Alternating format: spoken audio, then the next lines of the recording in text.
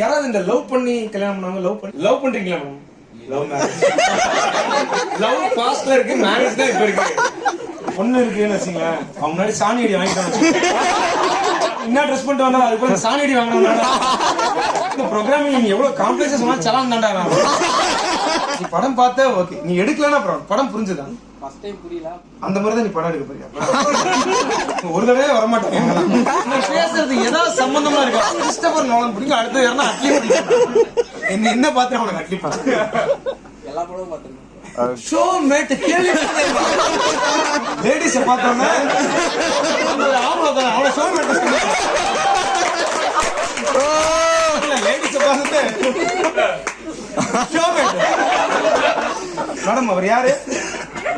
Correct, இதான் கரெக்டா. யார் ஒரு இடம் தெரியாது இந்த கரெக்டா உட்காந்துட்டு என்ன வித்துதா சார் கப்பல் நம்பிட்டேன். கல்யாண போட்டோ போஸ்ட் கொடுக்கவே உட்காந்து ப்ரௌடா சாங் இன்றீங்க சார். இப்ப இன்ஜினியர் திட்டம் போது மட்டும் டக்குன்னு வந்துச்சு.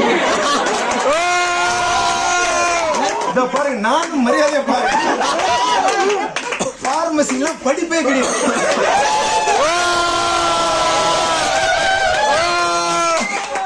மருந்து டப்பா 3வது செல்ஃப் இருந்து எடுத்து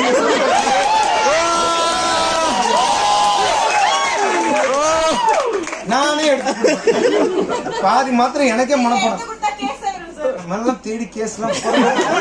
ஃபர்ஸ்ட் ஆஃப் ஆல் பார்மசியில் இருக்கிற ஆளுக்குள்ள நீங்களே டாக்டர்கிட்ட கேட்காம மருந்து எடுத்து தரீங்களே.